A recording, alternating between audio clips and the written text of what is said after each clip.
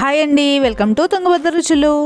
ఈ చల్లటి వాతావరణంలో వేడిగా కొంచెం స్పైసీగా రసం చేసుకుంటే అన్నం మొత్తం ఈ రసంతోనే లాగిచ్చేస్తారండి. అంత టేస్టీగా ఉండే ఈ రసంని నేను ఎలా చేస్తానో చూపిస్తాను. ముందుగా ఒక మిక్సీ జార్ తీసుకుని దాంట్లో 4 టమాటాలని చిన్న చిన్న ముక్కలుగా కట్ చేసుకుని వేసుకున్నాను. అలాగే చిన్న అల్లం ముక్క వేసుకుంటే మన రసం ఫ్లేవరు చాలా బాగుంటుంది. ఇప్పుడు వీటిని బాగా మెత్తగా గ్రైండ్ చేసుకోవాలి. చూస్తున్నారు కదా, బాగా మెత్తని పేస్ట్ రెడీ చేసుకున్న తర్వాత ఇప్పుడు ఒక సన్నికలు తీసుకుని దాంట్లో 1 టీ స్పూను జీలకర్ర వేసుకోవాలి. అలాగే ఒక 1/2 టీ స్పూను మిరియాలు వేసుకుని రెండు కూడా బాగా దంచుకోవాలి.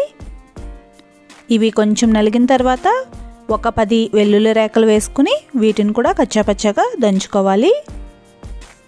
చూస్తున్నారు కదా, ఇలా నలిగితే సరిపోతుంది. ఈ వెల్లుల్లి రేకలు మన చారులో తినడానికి చాలా బాగుంటాయి, అందుకు కచ్చాపచ్చాగా దంచుకోవాలి.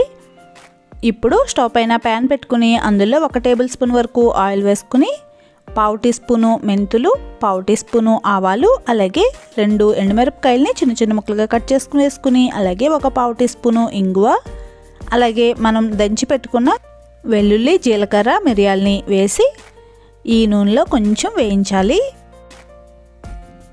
అలాగే ఒక 2 రెమ్మలు కరివేపాకు వేసి ఈ కరివేపాకు కూడా బాగా వేగిన తర్వాత ఇప్పుడు ఒక 1/2 టీ స్పూను పసుపు వేసుకోవాలి.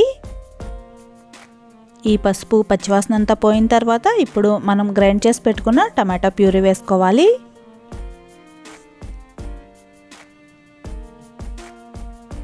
ఈ టమాటా పేస్ట్ కూడా పచ్చివాసన అంతా పోయే వరకు బాగా వేయించుకోవాలి. దీంట్లో ఉన్న నీరంతా కూడా బాగా ఎగిరిపోయే వరకు బాగా వేయించుకోవాలి. చూస్తున్నారు కదా, టమాటాలో ఉన్న నీరంతా కూడా బాగా ఎగిరిన తర్వాత ఇప్పుడు 1 టీ స్పూను చింతపండు పేస్ట్ వేసుకోవాలి. ఈ చింతపండు పేస్ట్ని కూడా ఒకసారి బాగా కలుపుకున్న తర్వాత ఇప్పుడు 1 లీటర్ వరకు నీళ్లు వేసుకోవాలి. ఉప్పు అలాగే పులుపు కూడా మనము చూసి అడ్జస్ట్ చేసుకుని వేసుకోవాలండి. టమాటాల పులుపుని బట్టి కూడా ఉంటుంది. అలాగే రుచికి సరిపడా ఉప్పు వేసుకుంటున్నాను. చూస్తున్నారు కదా, రసము బాగా మరుగుతుంది. ఇలా కలుపుకుంటూ మరిగించుకుంటే బాగా ఎక్కువ మరగకుండా ఉంటుందండి. రసము ఎక్కువ మరిగితే చింతపండు రసం వేసాం కదా, అందుకు కొంచెం చిర్చేది వస్తుంది. అందుకు ఇలా కలుపుకుని ఒక 2-3 పొంగులు రానిచ్చిన తర్వాత పైన కొంచెం కొత్తిమీర చల్లుకుని స్టవ్ ఆఫ్ చేసుకుంటే మన రసం రెడీ అయిపోయింది.